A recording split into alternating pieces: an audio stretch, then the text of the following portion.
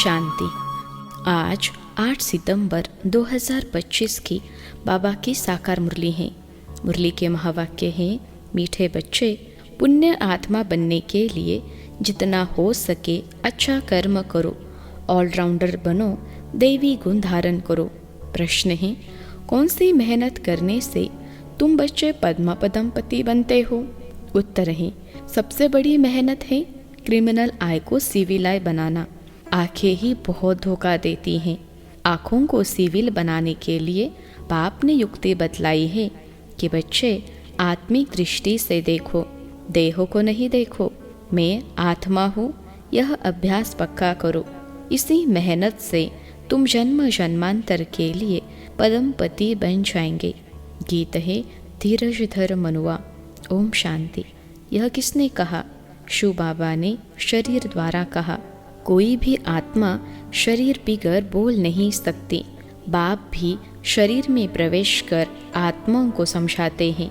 बच्चे, अभी तुम्हारा जिस्मानी कनेक्शन नहीं है, यह है रूहानी कनेक्शन। आत्मा को ज्ञान मिलता है परम पिता परमात्मा से। देहधारी जो भी है सब पढ़ रहे हैं। बाप को तो अपनी देह है नहीं, तो थोड़े टाइम के लिए इनका आधार लिया है। अब बाप कहते हैं, अपने को आत्मा निश्चय कर बैठो। बेहद का बाप हम आत्माओं को समझाते हैं। उनके बिगर ऐसे कोई समझा न सके। आत्मा आत्मा को कैसे समझाएगी? आत्माओं को समझाने वाला परमात्मा चाहिए। उनको कोई भी जानते नहीं। त्रिमूर्ति से भी शिव को उड़ा दिया है। ब्रह्मा द्वारा स्थापना कौन कराएंगे? ब्रह्मा तो नई दुनिया का रचयिता नहीं है। बेहद का बाप रचयिता सबका एक ही शिव बाबा है। ब्रह्मा भी सिर्फ अभी तुम्हारा बाप है, फिर नहीं होगा। वहाँ तो लौकिक बाप ही होता है। कलयुग में होता है लौकिक और पारलौकिक। अभी संगम पर लौकिक, अलौकिक और पारलौकिक 3 बाप हैं। बाप कहते हैं, सुख धाम में मुझे कोई याद ही नहीं करता। विश्व का मालिक बाप ने बनाया, फिर चिल्लाएंगे क्यों? वहाँ और कोई खंड नहीं होते, सिर्फ सूर्यवंशी ही होते हैं। चंद्रवंशी भी बाद में आते हैं। अब बाप कहते हैं, बच्चे धीरज धरो, बाकी थोड़े दिन हैं। पुरुषार्थ अच्छी रीति करो। देवी गुण धारण नहीं करेंगे तो पद भी भ्रष्ट हो जाएगा। यह बहुत बड़ी लॉटरी है। बैरिस्टर, सर्जन आदि बनना भी लॉटरी है ना। बहुत पैसा कमाते हैं, बहुतों पर हुक्म चलाते हैं। जो अच्छी रीति पढ़ते पढ़ाते हैं वह ऊंच पद पाएंगे। बाप को याद करने से विकर्म विनाश होंगे। बाप को भी घड़ी घड़ी भूल जाते हैं। माया याद भुला देती हैं, ज्ञान नहीं भुलाती हैं। बाप कहते भी हैं, अपनी उन्नति करनी है तो चार्ट रखो। सारे दिन में कोई पाप कर्म तो नहीं किया, नहीं तो 100 गुना पाप बन जाएगा। यज्ञ की संभाल करने वाले बैठे हैं, उनकी राय से करो। कहते भी हैं, जो खिलाओ जहाँ बिठाओ। तो बाकी और आशय छोड़ देनी है, नहीं तो पाप बनता जाएगा। आत्मा पवित्र कैसे बनेगी? यज्ञ में कोई भी पाप का काम नहीं करना है। यहाँ तुम पुण्य आत्मा बनते हो। चोरी चकारी आदि करना पाप है ना। माया की प्रवेशता है। न योग में रह सकते, न ज्ञान की धारणा करते हैं। अपनी दिल से पूछना चाहिए, हम अगर अंधों की लाठी न बने तो क्या ठहरे? अंधे ही कहेंगे ना। इस समय के लिए ही गाया हुआ है धृतराष्ट्र के बच्चे। वह है रावण राज्य में, तुम हो संगम पर। राम राज्य में फिर सुख पाने वाले हो। परमपिता परमात्मा कैसे सुख देते हैं किसकी बुद्धि में नहीं आता। कितना भी अच्छी रीति समझाओ फिर भी बुद्धि में नहीं बैठता। अपने को जब आत्मा समझे तब परमात्मा का ज्ञान भी समझ सके। आत्मा ही जैसा पुरुषार्थ करती है ऐसा बनती है। गायन भी है, अंतकाल जो स्त्री सिमरे। बाप कहते हैं, जो मुझे याद करेंगे तो मेरे को पाएंगे, नहीं तो बहुत बहुत सजाएं खाकर आएंगे। सतयुग में भी नहीं, त्रेता में भी पिछाड़ी में आएंगे। सतयुग त्रेता को कहा जाता है ब्रह्मा का दिन। एक ब्रह्मा तो नहीं होगा, ब्रह्मा के तो बहुत बच्चे हैं ना। ब्राह्मणों का दिन, फिर ब्राह्मणों की रात होगी। अभी बाप आए हैं रात से दिन बनाने। ब्राह्मण ही दिन में जाने के लिए तैयारी करते हैं। बाप कितना समझाते हैं, देवी धर्म की स्थापना तो जरूर होनी ही है, कलयुग का विनाश भी जरूर होना है। जिनको कुछ भी अंदर में संशय होगा तो वह भाग जाएंगे। पहले निश्चय फिर संशय हो जाता है। यहाँ से मरकर फिर पुरानी दुनिया में जाकर जन्म लेते हैं, विनशंती हो जाते हैं। बाप की श्रीमत पर तो चलना पड़े ना। पॉइंट तो बहुत अच्छी अच्छी बच्चों को देते रहते हैं। पहले पहले तो समझो तुम आत्मा हो, देह नहीं, नहीं तो लॉटरी सारी गुम हो जाएगी। भल वह राजा अथवा प्रजा सब सुखी रहते हैं, फिर भी पुरुषार्थ तो ऊंच पद पाने का करना है ना। ऐसे नहीं सुख धाम में तो जाएंगे ना, नहीं ऊंच पद पाना है, राजा बनने के लिए आए हो। ऐसे सयाने भी चाहिए, बाप की सर्विस करनी चाहिए। रूहानी सर्विस नहीं तो स्थूल सर्विस भी नहीं। कहाँ मेल्स भी आपस में क्लास चलाते रहते हैं। एक बहन बीच बीच में जाकर क्लास कराती हैं। झाड़ धीरे धीरे वृद्धि को पाता है ना। सेंटर्स पर कितने आते हैं, फिर चलते चलते गुम हो जाते हैं। विकार में गिरने से फिर सेंटर्स पर भी आने में लज्जा आती है, ढीले पड़ जाते हैं। कहेंगे यह बीमार हो गया। बाप सब बातें समझाते रहते हैं। अपना पोता मेल रोज रखो, जमा और ना होती है, घाटा और फायदा। आत्मा पवित्र बन गई, अर्थात 21 जन्म के लिए जमा हुआ। बाप की याद से ही जमा होगा, पाप कट जाएंगे। कहते भी है ना, हे पतित पावन बाबा आकर हमको पावन बनाओ। ऐसे थोड़े ही कहते कि विश्व का मालिक आकर बनाओ। नहीं, तुम बच्चे ही जानते हो, मुक्ति और जीवन मुक्ति दोनों ही पावन धाम।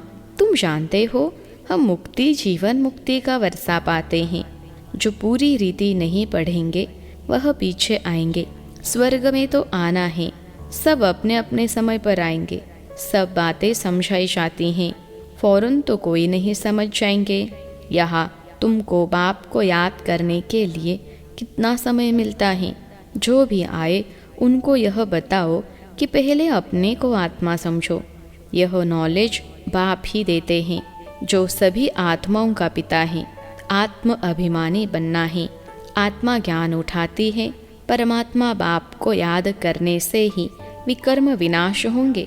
फिर सृष्टि के आदि मध्य अंत का ज्ञान देते हैं। रचयिता को याद करने से ही पाप भस्म होंगे। फिर रचना के आदि मध्य अंत के ज्ञान को समझने से तुम चक्रवर्ती राजा बन जाएंगे। बस यह फिर औरों को भी सुनाना है। चित्र भी तुम्हारे पास है, यह तो सारा दिन बुद्धि में रहना चाहिए। तुम स्टूडेंट भी हो ना, बहुत गृहस्थी भी स्टूडेंट होते हैं। तुमको भी गृहस्थ व्यवहार में रहते कमल फूल समान बनना है। बहन भाई की कभी क्रिमिनल आय हो न सके, यह तो ब्रह्मा के मुख वंशावली है ना। क्रिमिनल को सिविल बनाने के लिए बहुत मेहनत करनी होती है। आधा कल्प की आदत पड़ी हुई है, उनको निकालने में बड़ी मेहनत है। सब लिखते हैं यह पॉइंट जो बाबा ने समझाई है क्रिमिनल आय को निकालने की, यह बहुत कड़ी है। घड़ी घड़ी बुद्धि चली जाती है, बहुत संकल्प आते हैं।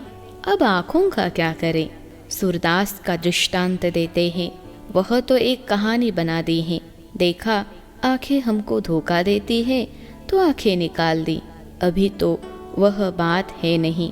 यह आंखें तो सबको हैं, परंतु क्रिमिनल हैं, उनको सिविल बनाना है। मनुष्य समझते हैं घर में रहते यह नहीं हो सकता। बाप कहते हैं हो सकता है, क्योंकि आमदनी बहुत बहुत है। तुम जन्म जन्मांतर के लिए पदमपति बनते हो, वहाँ गिनती होती ही नहीं। आजकल बाबा नाम ही पदमपति पद्मावती दे देते हैं। तुम अनगिनत पदमपति बनते हो, वहाँ गिनती होती ही नहीं। गिनती तब होती है जब रुपए पैसे आदि निकलते हैं, वहाँ तो सोने चांदी की मोहरें काम में आती हैं। आगे राम सीता के राज्य की मोहरें आदि मिलती थीं। बाकी सूर्यवंशी राजाई की कभी नहीं देखी हैं, चंद्रवंशी की देखते ही आए। पहले तो सब सोने के सिक्के ही थे, फिर चांदी के। यह तांबा आदि तो पीछे निकला है। अभी तुम बच्चे बाप से फिर वर्षा लेते हो। सतयुग में जो रस्म रिवाज चलनी होगी वह तो चलेगी ही। तुम अपना पुरुषार्थ करो। स्वर्ग में बहुत थोड़े होते हैं, आयु भी बड़ी होती हैं, अकाल मृत्यु नहीं होती। तुम समझते हो हम काल पर जीत पाते हैं, मरने का नाम ही नहीं। उसको कहते हैं अमर लोक। यह है मृत्यु लोक। अमर लोक में हाहाकार होती नहीं। कोई बूढ़ा मरेगा तो और ही खुशी होगी, जाकर छोटा बच्चा बनेंगे। यहाँ पर तो मरने पर रोने लगते हैं। तुमको कितना अच्छा ज्ञान मिलता है, कितनी धारणा होनी चाहिए। औरों को भी समझाना पड़ता है। बाबा को कोई कहे हम रूहानी सर्विस करना चाहते हैं, बाबा झट कहेंगे भल करो। बाबा कोई को मना नहीं करते हैं। ज्ञान नहीं है तो बाकी अज्ञान ही है। अज्ञान से फिर बहुत डिससर्विस कर देते हैं। सर्विस तो अच्छी रीति करनी चाहिए ना, तब ही लॉटरी मिलेगी। बहुत भारी लॉटरी है। यह है ईश्वरीय लॉटरी। तुम राजा रानी बनेंगे तो तुम्हारे पोतरे पोत्रियां सब खाते आएंगे। यहाँ तो हर एक अपने कर्मों अनुसार फल पाते हैं। कोई बहुत धन दान करते हैं तो राजा बनते हैं। तो बाप बच्चों को सब कुछ समझाते हैं। अच्छी रीति समझकर और धारणा करनी है, सर्विस भी करनी है। सैकड़ों की सर्विस होती है। कहाँ कहाँ भक्ति भाव वाले बहुत अच्छे होते हैं। बहुत भक्ति की होगी तब ही ज्ञान भी जचेगा। चेहरे से ही मालूम पड़ता है। सुनने से खुश होते रहेंगे। जो नहीं समझेंगे वह तो इधर उधर देखते रहेंगे या आंखें बंद कर बैठेंगे। बाबा सब देखते हैं, किसको सिखलाते नहीं है तो गोया समझते कुछ नहीं। एक कान से सुन दूसरे से निकाल देते हैं। अभी यह समय है बेहद के बाप से बेहद का वर्षा लेने का। जितना लेंगे जन्म जन्मांतर कल्प कल्पांतर मिलेगा, नहीं तो फिर पीछे बहुत पछताएंगे। फिर सबको साक्षात्कार होगा। हमने पूरा पढ़ा नहीं, इसलिए पद भी नहीं पा सकेंगे। बाकी क्या जाकर बनेंगे? नौकर चाकर साधारण प्रजा। यह राजधानी स्थापन हो रही है। जैसा जैसा कर्म करते हैं उस अनुसार फल मिलता है। नई दुनिया के लिए सिर्फ तुम ही पुरुषार्थ करते हो। मनुष्य दान पुण्य करते हैं, वह भी इस दुनिया के लिए। यह तो कॉमन बात है। हम अच्छा काम करते हैं तो उसका दूसरे जन्म में अच्छा फल मिलेगा। तुम्हारी तो है 21 जन्मों की बात। जितना हो सके अच्छा कर्म करो, ऑलराउंडर बनो। नंबर 1 पहले ज्ञानी तो आत्मा और योगी तो आत्मा चाहिए। ज्ञानी भी चाहिए भाषण के लिए। महारथियों को बुलाते हैं ना, जो सब प्रकार की सर्विस करते हैं तो पुण्य होता ही है।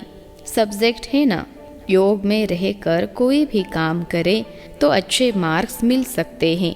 अपनी दिल से पूछना चाहिए, हम सर्विस करते हैं या सिर्फ खाते हैं सोते हैं? यहाँ तो यह पढ़ाई है और कोई बात नहीं है। तुम मनुष्य से देवता, नर से नारायण बनते हो। अमर कथा तीसरी की कथा है यही एक। मनुष्य तो सब झूठी कथाएं जाकर सुनते हैं। तीसरा नेत्र तो सिवाय बाप के कोई दे न सके।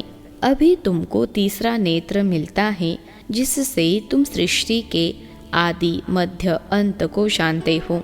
इस पढ़ाई में कुमार कुमारियों को बहुत तीखा जाना चाहिए। चित्र भी है, कोई से पूछना चाहिए गीता का भगवान कौन है। मुख्य बात ही यह है, भगवान तो एक ही होता है जिससे वर्षा मिलता है मुक्ति धाम का। हम वहाँ रहने वाले हैं, यहाँ आए हैं पाड़ बचाने। अब पावन कैसे बने? पतित पावन तो एक ही बाप है। आगे चलकर तुम बच्चों की अवस्था भी बहुत अच्छी हो जाएगी। बाप किस्म किस्म से समझाने देते रहते हैं। एक तो बाप को याद करना है तो जन्म जन्मांतर के पाप मिट जाएंगे। अपनी दिल से पूछना है हम कितना याद करते हैं। चार्ट रखना अच्छा है। अपनी उन्नति करो, अपने ऊपर रहम कर अपनी चलन देखते रहो। अगर हम भूले करते रहेंगे तो रजिस्टर खराब हो जाएगा। इसमें देवी चलन होने चाहिए। गायन भी है ना, जो खिलाएंगे जहाँ बिठाएंगे, जो डायरेक्शन देंगे वह करेंगे। डायरेक्शन तो ज़रूर तन द्वारा ही देंगे ना। गेट वे टू स्वर्ग, यह अक्षर अच्छा है, यह द्वार है स्वर्ग जाने का। अच्छा, मीठे मीठे सिखिलते बच्चों प्रति माता पिता बाप दादा का याद प्यार और गुड मॉर्निंग। रूहानी बाप की रूहानी बच्चों को नमस्ते। हम रूहानी बच्चों की सिखिलते रूहानी माता पिता बाप दादा को याद प्यार, गुड मॉर्निंग और नमस्ते बाबा नमस्ते। धारणा के लिए मुख्य सार। पहली पॉइंट है, पुण्य आत्मा बनने के लिए और सब आशय छोड़ यह पक्का करना है कि बाबा जो खिलाओ चाह बैठाओ, कोई भी पाप का काम नहीं करना है। दूसरी पॉइंट है, ईश्वरीय लॉटरी प्राप्त करने के लिए रूहानी सर्विस में लग जाना है। ज्ञान की धारणा कर औरों को करानी है। अच्छी मार्क्स लेने के लिए कोई भी कर्म याद में रहकर करना है। आज का वरदान है, माया और प्रकृति को दासी बनाने वाले सदा स्नेही भव। माया और प्रकृति को दासी बनाने वाले सदा स्नेही भव। विश्लेषण है, जो बच्चे सदा स्नेही हैं वह लवलीन होने के कारण मेहनत और मुश्किल से सदा बचे रहते हैं। उनके आगे प्रकृति और माया दोनों अभी से दासी बन जाती, अर्थात सदा स्नेही आत्मा मालिक बन जाती, तो प्रकृति माया की हिम्मत नहीं जो सदा स्नेही का समय व संकल्प अपने तरफ लगावे। उनका हर समय हर संकल्प है ही बाप की याद और सेवा के प्रति। स्नेही आत्माओं की स्थिति का गायन है, एक बाप दूसरा न कोई। बाप ही संसार है, वे संकल्प से भी अधीन नहीं हो सकते। आज का स्लोगन है, नॉलेजफुल बनो तो समस्याएं भी मनोरंजन का खेल अनुभव होंगी। नॉलेजफुल बनो तो समस्याएं भी मनोरंजन का खेल अनुभव होंगी। अव्यक्त इशारे। अब लगन की अग्नि को प्रज्वलित कर योग को ज्वाला रूप बनाओ। इस कलयुगी तमो प्रधान जड़ जड़ीभूत पुराने वृक्ष को भस्म करने के लिए संगठित रूप में फुल फोर्स से योग ज्वाला प्रज्वलित करो। लेकिन ऐसी ज्वाला स्वरूप की याद तब रहेगी जब याद का लिंक सदा जुटा रहेगा। अगर बार बार लिंक टूटता है तो उसे जोड़ने में समय भी लगता, मेहनत भी लगती और शक्तिशाली के बजाय कमज़ोर हो जाते। अच्छा, ओम शांति।